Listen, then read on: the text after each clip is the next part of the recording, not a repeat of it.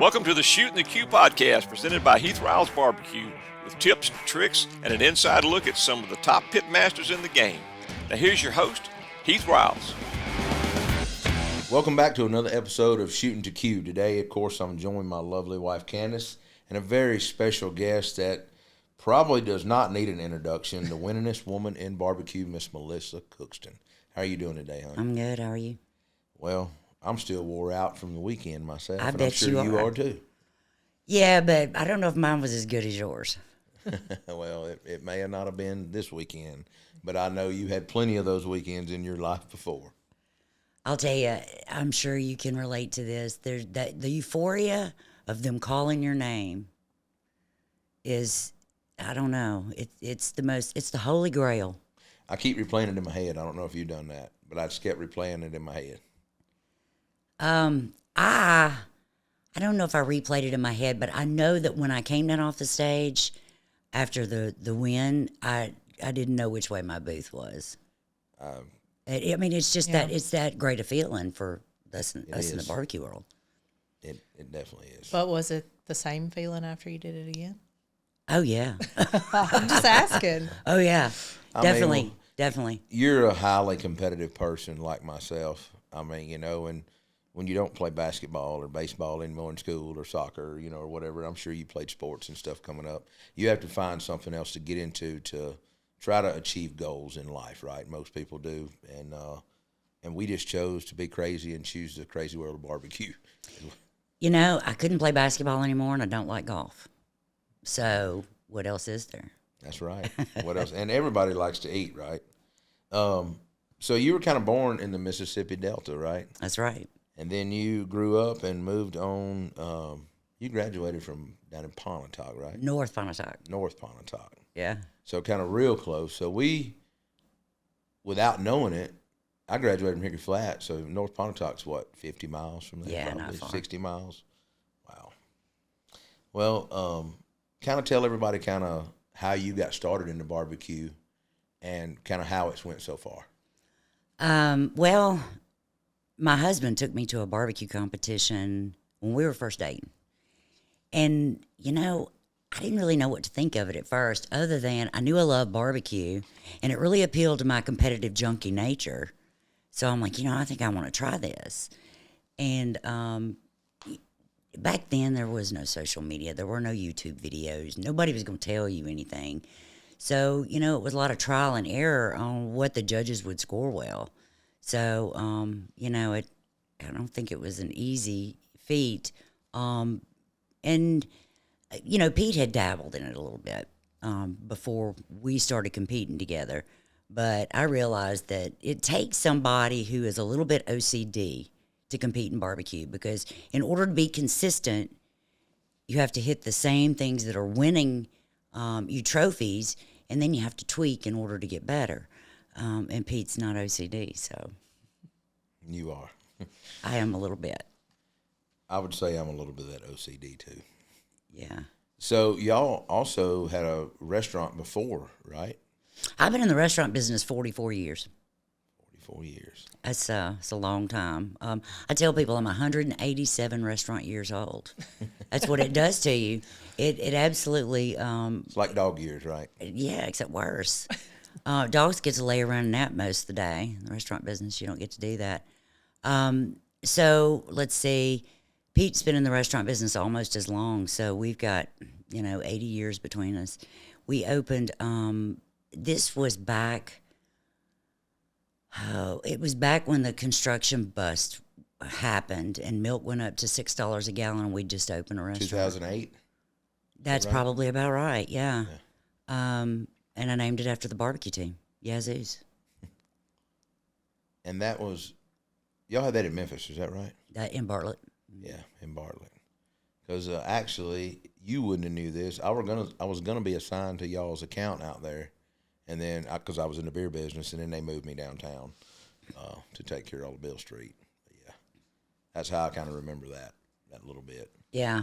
But then y'all kept competing, and finally wound up finding a key restaurant spot right off the side of the interstate.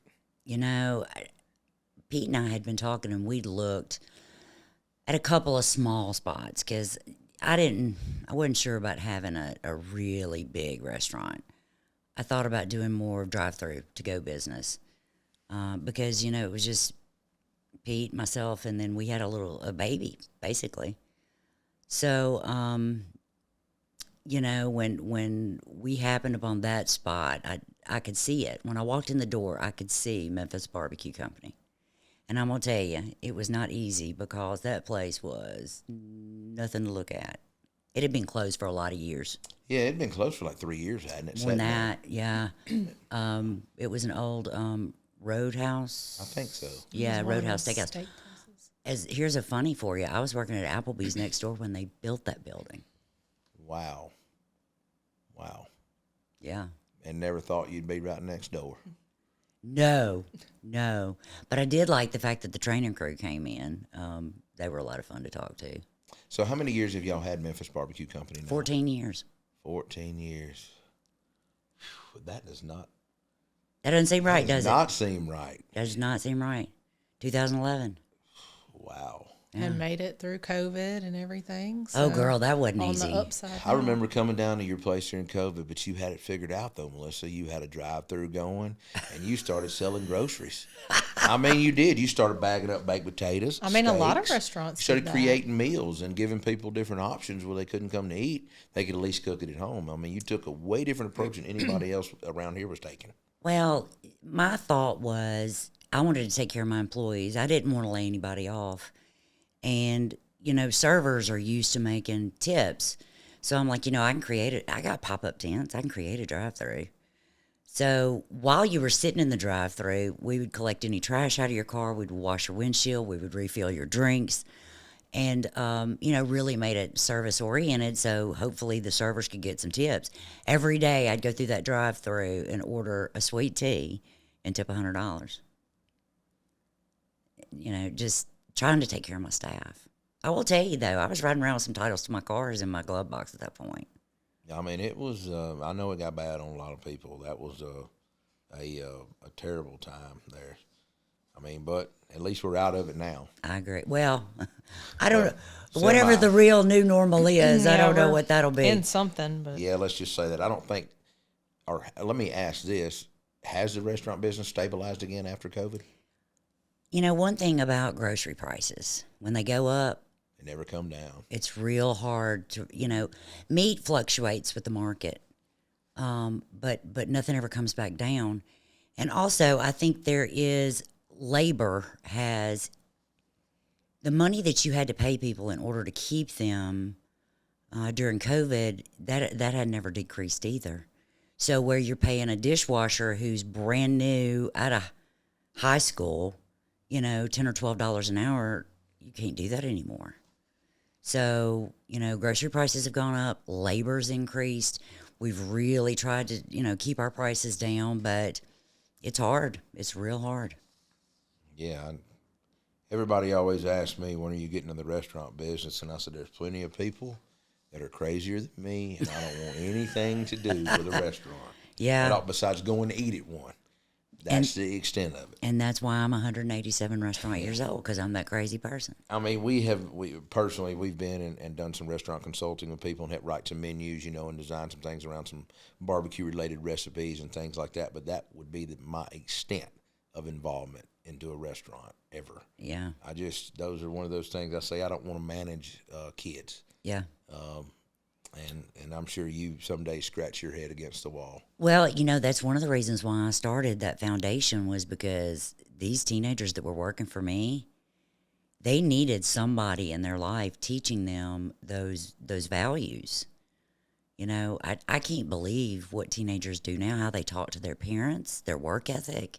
It's, I would never have been able to get away with that. I'd be dead. My mama would have killed me. Well, I mean, I know you were the same as me, but if you went down the road and talked to somebody a little bit differently, you was going to get smacked by them too, and then probably get smacked and tore up again when you got home because they was going to call your parents. Just the same at school. Yeah.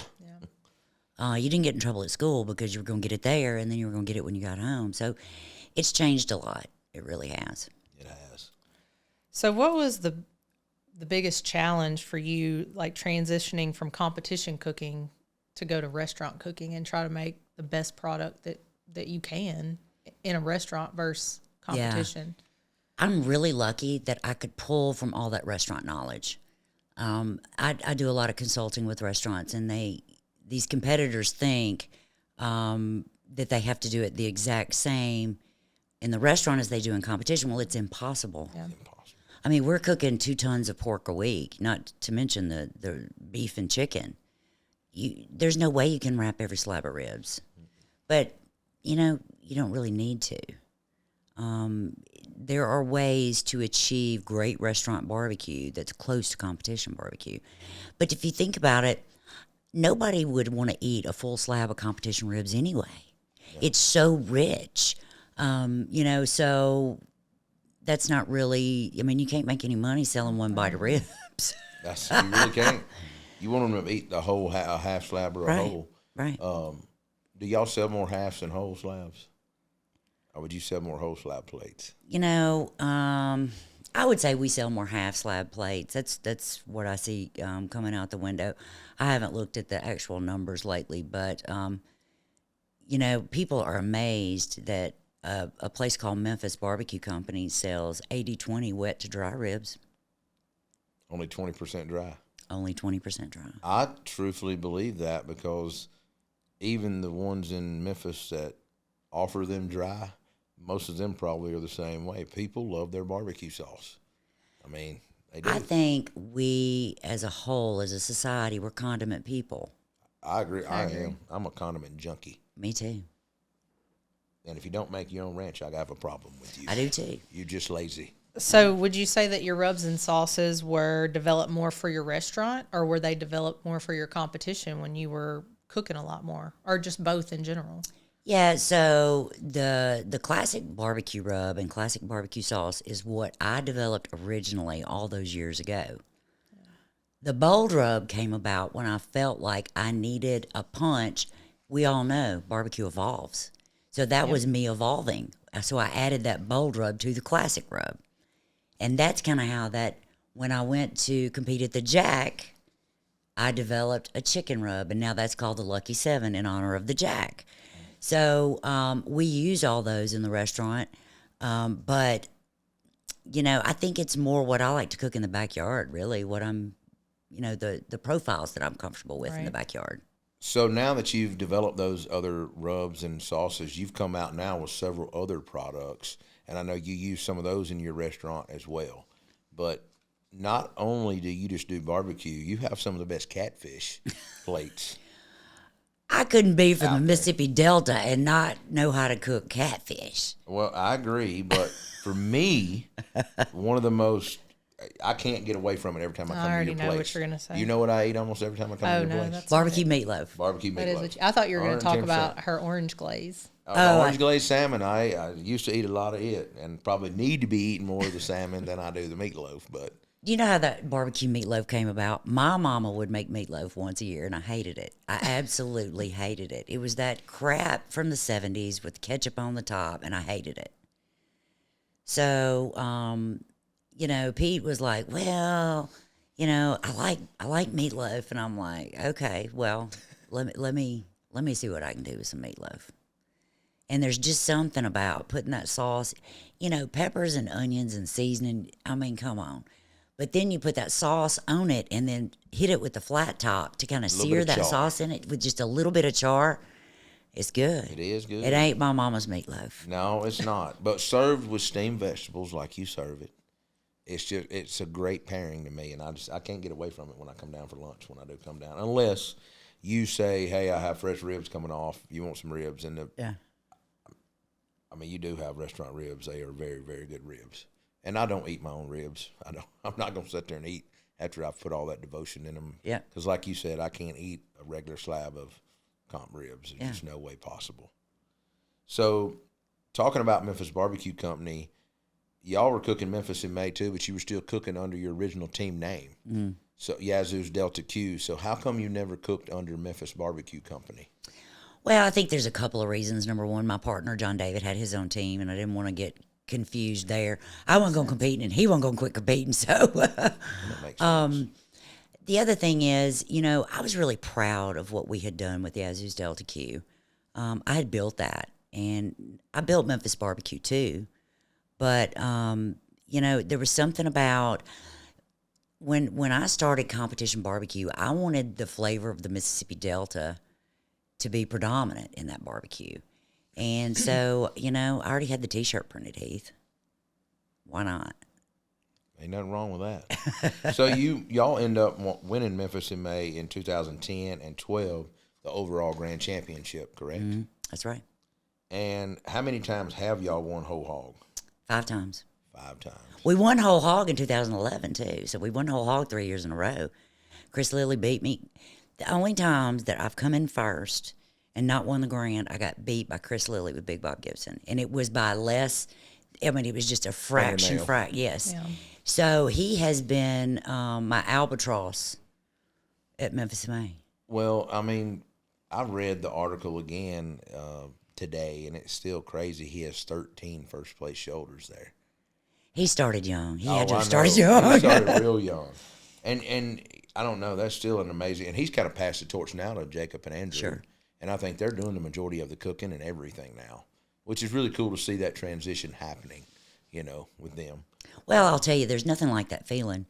My daughter competed with my trailer with her boyfriend at Smoke Slam and came in. She did the dessert. That was her big contribution. And she got a perfect score in dessert, and she's going to World Food. I mean, how good does, as a parent who loves to compete in food, that there's no feeling like that.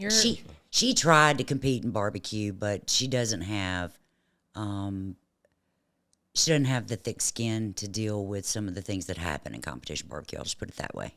Well, and just the few things I've seen that she has done, she has a delicate, beautiful touch that she can put on food. Yeah. And I could see that going with dessert for sure. And she has been all over the world, right? Oh, yeah. Learning lots of things. She and I actually, about this time last year, we went to the Italian Culinary Institute and went to school together. Yeah. And that was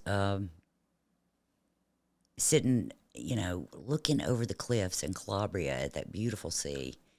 And she learned a lot. I mostly drank wine. I am an honest person. That's probably what I would do too. But to spend time together to do things like that is just amazing. And when I think about it, I was 8 months pregnant, and I remember laying under a firebox trying to stay warm with her. So, she's grown up in this world.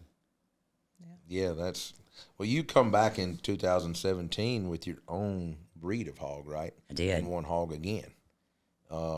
Which I thought was really cool. What type of hogs was you breeding again? One in a Berkshire Duroc Cross, am I right? No. What was it? I never told anybody.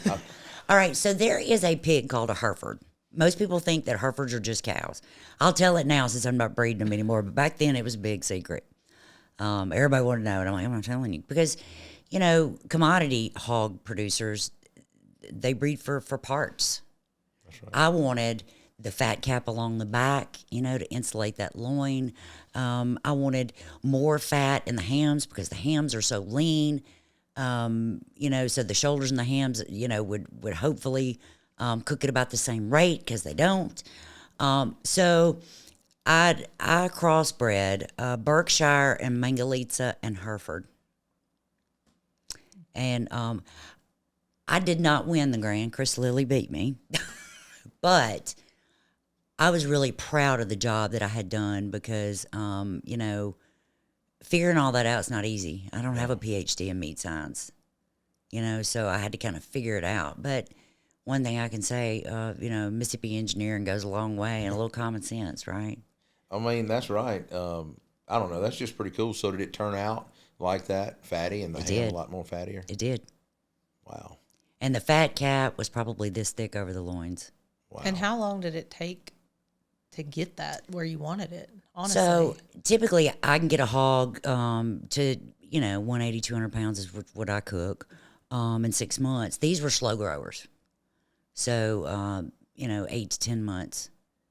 And we would stage different I hate to say crops, but different piglets coming in, about 2 to 3 weeks apart, just so we'd have what we needed.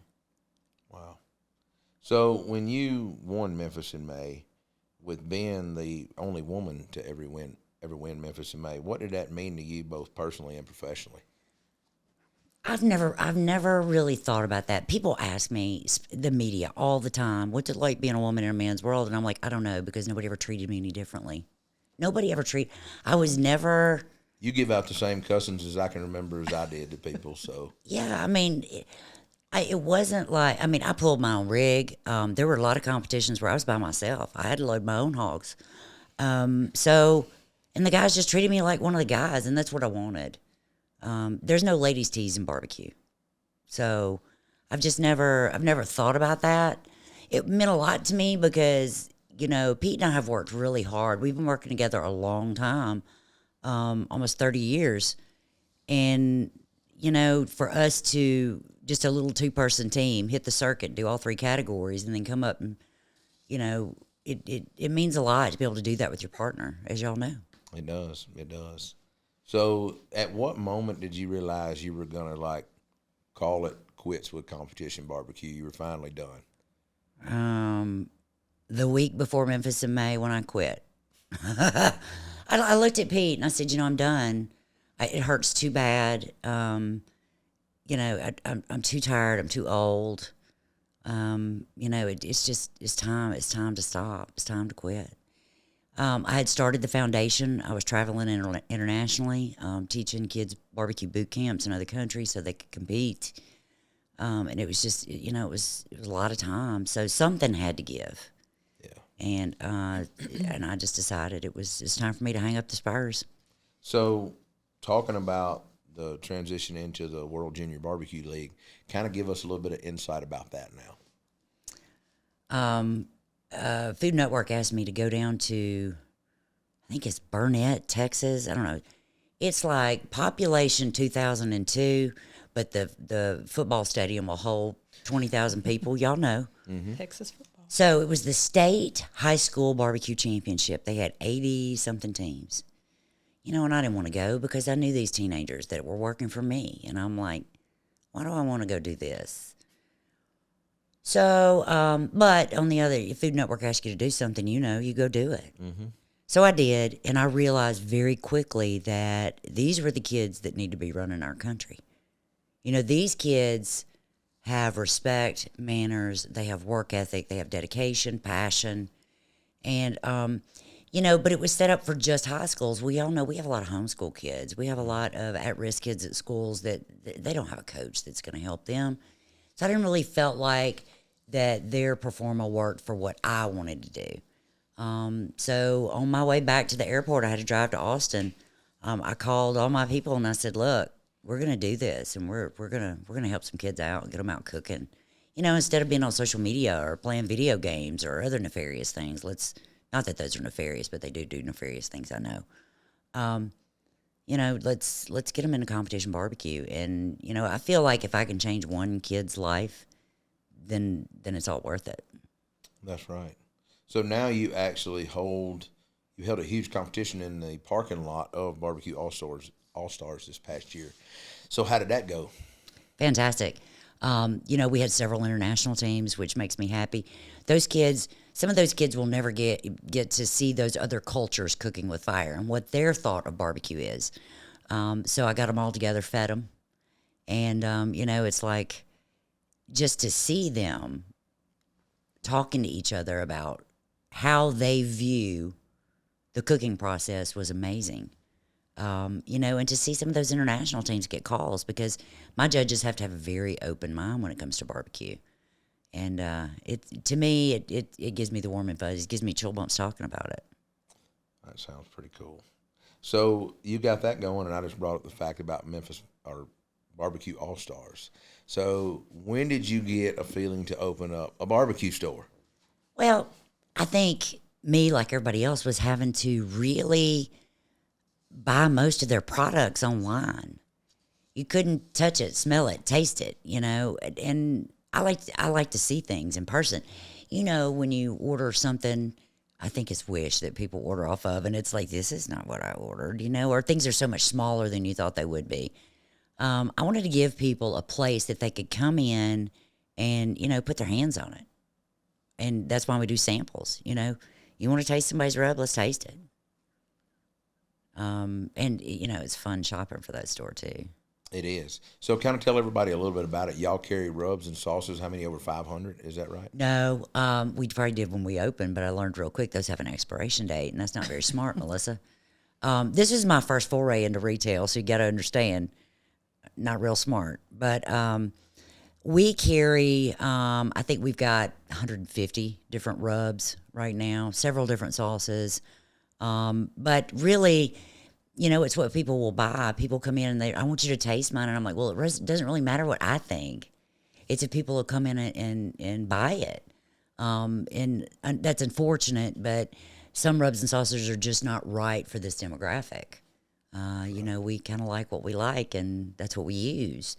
But I will tell you that it's a lot of fun because there's so many barbecue people, whether they're competition, just backyard, just enthusiasts, coming through that store, and I get to talk to them. And that, to me, is a lot of fun. Well, now y'all actually sell meat there, right? Yeah. Sell grills, all the charcoal, fuel, wood, pizza accessories, pizza ovens. And I think you even have like some handmade leather bags and things like that. Cutting I got boards. those from Italy. I brought in we have a lot of men's gifts. We have a lot of women's gifts too. Y'all know I'm snarky. I got a really good sense of humor. We got a lot of good sense of humor. Socks, coffee mugs, towels, kitchen towels. Dog toys at one point. Yeah, Do you still have them? I don't have the dog toys. We weren't selling them, and then there was a big run on them, and I'm like, great. And so I filled up all that space with Yeti stuff. So Nothing wrong with that. no, there's nothing I like wrong with me some that. Yeti. No. So let's talk about some cookbooks. How many cookbooks have you wrote so far? Well, I've written 3. 2 of them are out. And this week is where I came from. That's why I smell like barbecue. We're doing the photo shoot for it. So I smell like a combination of quail, Terrace Major, and Icy Hot. There's nothing wrong with that. I could have some quail and some Terrace Major. That sounds really good about now. Yeah. For sure. So kind of give us a little, if you can, a little tidbits about your new cookbook then. Did you even know about this? I actually seen something last night, Melissa. Okay. Did you post something yesterday? I didn't. Somebody posted something Okay. on your crew that said something about taking photos. Well, it was for a either new Pete cookbook. or Lauren. It was one of them. Anyway, I have a great photographer. And what I really wanted to do, this cookbook is going to be a bigger book. What I really wanted to do was bring some of that international flair to what we do. So usually I'll take an ingredient when I'm traveling and try to, put my spin on it. That doesn't mean that I know I'm going to get some haters. This is not real ahi panka, whatever, but it's my spin on it. I really like this ingredient when I visited your country. And, so I'm cooking with some international flair, but all the barbecue basics are in there too. So, I think you'll get, it's a lot of fun. And I also put cocktails in this one. Yeah. I've never done that before. I'm excited because, we have to take pictures of those. A lot of pictures. I've kind of gotten more into craft cocktails and stuff and making them since we built a new place and all that. And it's kind of fun to come up with different drink mixes. And I've actually been using a lot of my glazes and things to replace the simple syrups and give different flavors on it, making spicy versions of things and things like that. Well, I fat washed some bourbon yesterday, so we're making fat washed mint juleps this afternoon. Yesterday we had, pisco sours. And then Thursday, I think peach margaritas are on the horizon. It's fun. It's fun. Wow, that's pretty awesome. So after doing all that, now you've kind of made the transition into kind of being an organizer of the new Smoke Slam Barbecue Festival. Oh, no, I am not the organizer. Well, not really the organizer, but I want to say spokesperson. Spokesperson, yes. Yes. So how's that going? Tell us a little bit about that. I was really torn. Memphis in May has been really good to me. I grew up on that river.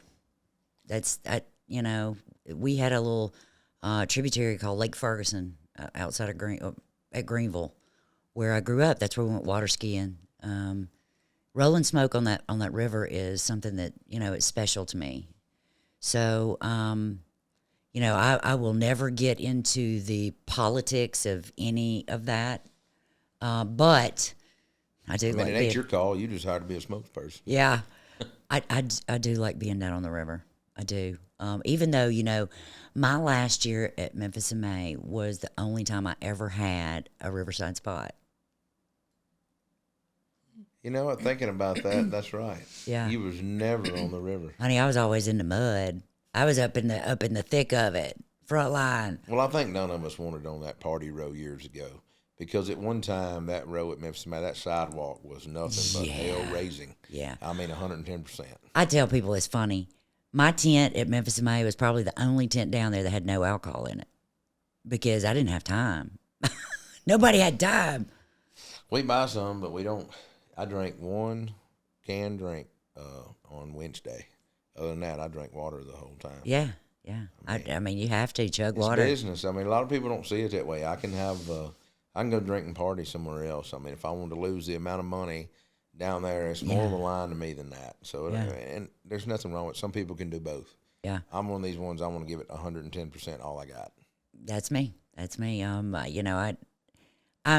Pete says I'm a cheap date anyway, get a drink and a half in me and I'm, dancing on the table. So I really can't handle it. Ain't nothing wrong with that. So talking about Smoke Slam a little more, kind of, I've never been because we was at the river. Obviously. Kind of give us a rundown of it. The thing about Smoke Slam, they have a 2-tier VIP area. They really, really do a great job with the VIPs and doing demos in there and having people come talk in there. They have so many things for kids. They have the games, the Ferris wheel. So, it's really a family affair. And we do awards on a separate stage from where the music is. It's not all one stage. So, the barbecue family community, we're there celebrating the awards while the public, who doesn't care anything about the awards, is down listening to Big and Rich, which I thought was kind of a cool thing. But they brought in so many people to do demos, and the public is so involved with the live fire and getting samples, and that everybody knows that competes at Memphis in May. That was the one thing. It's like, I come smell all this barbecue, my mouth's watering, but if I don't know somebody, I don't get to eat. And if you do know somebody, you can get to eat in my tent. But that's beside the point. I ain't feeding nobody.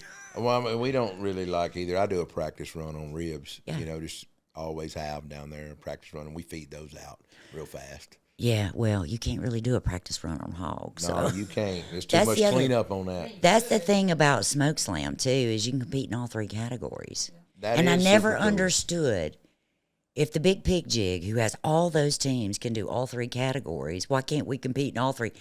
It's the same setup. And that's why, when Pete and I started competing, we only cooked in 2 categories. And it's just, you got to go set up all the same tents. You got to load all the same stuff. You got to get all the same rubs, sauces. Why not compete in all 3? So that's another thing that I really like about what they're doing. I do think that's pretty cool, too. You're already there. I do agree with you. You got more than one dog in a hunt, maybe. That's right. But I also do like the whole one thing, too. Oh, yeah. I'm kind of on the fence about it, especially, I don't know. I'm just not. I'm about with Candace. It'd be hard for me to make a decision to start back. One part of me wants to go cook a hog again, to move to another category. But then why? Why? I mean, why? You have been so successful the last few years in ribs. I mean, and that's not an easy feat. Ribs is one of the most fractured categories. It's real hard to be consistent and hit down there in ribs. Anywhere.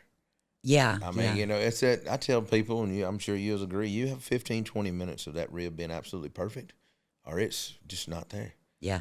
And it's not like the hog or that shoulder. You got a lot more forgiveness on. All right, we're not doing a finals presentation, Heath. Well, that's right. But I mean, you cook ribs a long time. How many GCs did you win with a rib versus hog or shoulder? I'm gonna tell you, I won 9 GCs in a row with ribs. Most people don't know that, because at the big party, I always cooked hog, but I won way more with ribs than I did hog. See, shoulder was my thing for me. I went on a tear with shoulder, and I couldn't be beating shoulder for years. I remember it. Yes, you did. You judged us in shoulder. I did. And what did I tell you? You come back and got some and said you wanted Lauren to taste it, which I thought was, she's actually asking me for some damn pulled pork. Well, now, just to be clear, I didn't ask you for no Ziploc baggie. I just wanted one bite. Well, that's right. You wanted her to taste it, though. I just wanted to. I was a finals Basil. judge, and I told Heath, I told Heath, you should be ashamed of yourself. And this was after it was all over, and I turned my scores in. I said, you know, this was so far a walk of any competition I've ever judged, and I judged quite a few by then. But that was in Batesville, Arkansas. Yeah. On a brand new whole hog backwoods. Yeah. Both of them brand I new. didn't know Sprayed that the then. metal shavings out of them. I did that in 2012, brand new backwoods, in 2012 at Memphis, May. I mean, you know, Maybe it's everybody's lucky. like, oh, you need to burn it out. It'll be all right. It'll be fine. Yeah, just let it go. Let it go. I mean, you know, it's really, I don't know, talking about all that. It's strange going through, like you said, it's cool to be cooking 3 categories. Yeah. But then again, looking at it like, do I really want to do all that work again? I'm to the point where I could literally just not show up till Saturday down there morning to cook a rib after I get meat inspection. Yeah. I mean, it's nothing to nobody. We always made fun of you rib cooks. Oh, look at the rib cooks wandering in after we've been up all night. Yeah. I mean, I feel That's it, because we were jealous, Heath. We were so jealous. Well, you know, we cooked hogs several years, and I mean, I've got a couple second place trophies behind you there. If you may not remember that, but we took a couple second place hogs behind y'all. Oh. When y'all went on. One year y'all went on the GC, and then one year was the year I think that Chris did win. Yeah. That was where Memphis Tiger May is Lane now. Mm-hmm. Yeah. When we got flooded out. Yeah, that was. It's kind of crazy how much water actually come up there, and I talk about that because I was in the beer business, and to water to come under that bridge at Bill Street that far up, and that which is not there anymore. I don't think is the statue still in the park with the man reaching out of the boat. Are you kidding me? Is it? No. Honey, I don't even go that way. Well, if that statue's still in Riverside Drive, I just remember the picture of it looking like that was totally underwater. Yeah. You couldn't see nothing but the guy's hand sticking out of the water. That statue, as tall as it is. Yeah. So that's just amazing to me that much water can spread out. I know. Into Arkansas and into Mississippi and come up that high. That's, I don't know, still crazy to me. So moving on from that, something we have not talked about. Tell us about the Netflix BBQ Showdown. What about it? What you want to know? So you moved, kind of done the restaurant thing, and I kind of skipped around. She there. just You didn't got have into enough to do. So Yeah, she apparently. And so, how did you get involved with Netflix? I don't know. Somebody called me and said, "Hey, you want to do this?" And I'm like, "Okay, okay." You know, it was a lot of fun in some ways. I met some of the nicest people, and one thing that you don't see in the final episodes, that hit the part that hits the cutting room floor is the camaraderie that we had with those cooks, because we're there with them. You know, when we were filming BBQ Pitmasters, we would film one weekend and then we'd go home and then go somewhere else the next weekend. But we were there every single day with these people. And to watch them, and they didn't have any support system either. To watch them from the very beginning and progress on through the rounds, not only were they maturing as cooks, but the food that they would put out, because we would push them. I was their biggest cheerleader. I wanted them to succeed. I wanted everybody to win. Well, not everybody. There's a couple of them that I'm like, honey, you can't cook. But for the most part, they did a fantastic job of getting the contestants for that show. And, you know, I'm still in touch with most of those people. How was the selection process and casting done for all that? I don't do that. That's not my department. I show up. So you just showed up? They tell me, you show up, and I show up 30 minutes early, and that's what I do, and I do what they tell me to do. That's all I do. So do you feel like the judging is different on TV versus at a competition? Of course, I'm sure it is. Not my judging. I feel like I'm an easy judge, and because I come from competition barbecue and know that it is so hard. I really want the right person to be getting the high scores, and there's a lot that goes on to that. I mean, you know that. So in my mind, I look at appearance. That doesn't weigh nearly as much as texture does, which doesn't weigh as much as flavor does. So, while we really didn't have any scoring criteria given to us, I still have competition in my head. And, if somebody's cooking a whole hog and I feel like, okay, well, this guy over here picked a pork chop and this hog is perfect and this pork chop is perfect, the whole hog's going to win. I mean, it's just... He put in a lot more effort. And it's perfect. And in my mind, the scoring criteria was the same as competition barbecue. Do you think shows like that have a huge impact on the sport of barbecue in general? Absolutely. I had never heard the term pitmaster before the show, ever. We were head cooks. On the application, It's true. you're a head cook. There was no master. And I hate calling myself that, or I hate, because I don't think, just when you think you've mastered something, I don't care if it is your own grill, something's going to happen. Something's going to evolve. And so in barbecue, that it's one mastery that always changing. And I agree with you 100%. I think if you're not willing to accept that every piece of meat cooks differently, charcoal is really consistent and all that, right? But the wind plays a huge factor in your airflow of your grill, no matter what you're cooking on. So you don't know the treatment of that animal's life or anything like that, and that could turn out to be really tough versus what you normally cook. Mm-hmm. And it's all in how you handle those situations, overcome them, of how you become a better cook. But I think a lot of people probably don't put that time in to see that. And you probably know this too. There's a lot of people out there that are 4-trick ponies or 3-trick ponies. They can only do 3 categories or 4, and that is it. They can't go home and cook a pasta, or they can't go home and cook a chili from scratch, or a soup or something. And so I think everybody, it depends on who the person is with the willpower, because I'm with you, that term is thrown around real loosely for something that evolves so much every time you cook. Oh, yeah. I thought it was funny. One thing that I did learn, when you get those cooks that come in that only know how to cook the categories that they compete in, they may be able to cook a perfect chicken thigh, but they can't break down a chicken. So that is to your point. A lot of people can't do that. So Tuffy and I talk about that stuff all the time. It's like, and that's one reason why we started teaching classes at the BBQ Allstars too, just to give people, hey, you can make your own salad dressing that is better than what you can buy at the store, and so much better and healthier for you.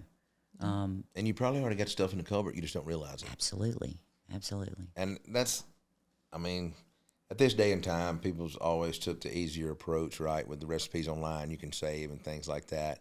And some people tweak them. I mean, I may glance at recipes. Glance at this recipe, that recipe, and this recipe, and I'll go, I got it. And I just go on over here and start mixing my own stuff up. And that's how a lot of, I think, cooks do it. I don't know if you do it that way. Everybody uses a different technique, right? Yeah. Can you cuss on here? Right. Okay.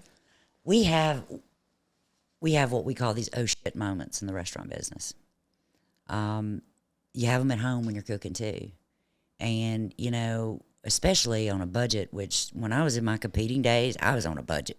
I ate tuna fish for a solid month one time. But it's exactly what you said. It's how you overcome those oh shit moments that make you who you are as a cook. And one of those oh shit moments was the orange chipotle glaze that you like on the salmon. I forgot that I had the fire still on, and it reduced down so far that it became the orange chipotle glaze. So that was a good one, but I think that's the only good one I've ever had. All the other ones were, I got to fix this. It's kind of like blind boxes. Sometimes you just got to custom and shape. you know, and I mean, there's just certain things you got to do. I mean, you're right. You never know with a blind box. I mean, I've gotten mad and said I'm not turning that in and walk out of the trailer, and I did that on one time ever. She built a box and it became a perfect 180. Yeah. Off a brisket crumbling in the middle. Yeah. But you never know. Thank God for Candace. Yeah, thank God she turned it in. That was a good weekend that weekend. Yeah. Wow. Well, moving on from all that, in 2017, you were inducted into the Barbecue Hall of Fame. So, as a barbecuer and as a world champion, what does that mean to you for when that happened and you got that phone call? I got that phone call. I was driving. I was almost to Church Road going to Memphis Barbecue Company. And I didn't recognize the number, but I answered it anyway. Don't know why. But I'm glad I did. And she said, Melissa, this is so-and-so. I don't even remember now. She said, I just wanted to let you know that you are being inducted into the Barbecue Hall of Fame. I slammed on the brakes, pulled over to the side of the road, and I looked in the back of my SUV to see if there were cameras, and I was being punked. Never in a million years did I expect to get that call. Was that something that I hope to achieve someday? Absolutely. But I felt like there were people that were not in the Hall of Fame that deserved to be there before me. I didn't want to be I don't ever want to have an award because I'm a woman. I want it to be because I'm good. I want it to be, because I've done something. So, how humbling. That was so humbling. But, I don't know. That weekend was another weekend that was my first time cooking the Royal. I said, if I'm going to go to Kansas City, I'm going to turn some boxes in. You know me. But it's a huge honor. Huge honor. I don't know. It's really cool to actually know several people that is in the Barbecue Hall of Fame, like yourself, that I can call a friend. And I watched y'all when I was a kid myself, so I know the hard work and dedication all y'all have put in, and I know what it takes. And I remember when you were a kid yourself competing. well, I started out when a lot of people don't realize when I was 18 years old. I do. I never stopped. Yeah. And I cooked KCBS for 10 years before I converted over to 2007 when the MBN was formed is when I cooked the first South Haven Spring Fest. Yeah. And, I was probably not there for the right reasons at Spring Fest, drinking and partying. And that's okay. And, but everybody's got to carve a path out, right? I got exposed through a date. You got exposed through a party. It doesn't matter how you get exposed to competition barbecue. You just got to get there. That's right. And South Haven's not like it used to be. I tell people all the time, South Haven used to be one of the biggest parties. It was like a Memphis in May. It was. Yeah. But I don't know. My head can't handle that kind of pain and music and alcohol anymore. I tell people you gotta turn it down so I can see better. I can't do this. It's yeah. Wow. Well, Melissa, I really don't have anything else except for where can everybody find you at? Heck if I know. Heck if online, let me say that. I don't know. Okay, so everybody's got their own websites, all the businesses, but if you go to melissacookston.com, you can usually find the World Junior BBQ League or Memphis Barbecue Company or the BBQ Allstars from there. I think they do a pretty good job of that. I don't know. They do. I don't look. She doesn't want to be found, is what she's saying. Yeah. Oh, I don't mind that. I'm just kidding. People say, "What's your handle?" or whatever, and I'm like, I don't know. I don't do that. I don't know. And I'm looking for Lauren. Bless her heart. I have to ask this: are there any plans in the future again about coming back out and cooking again? Are you totally retired and done? Pete, I think, would like to cook.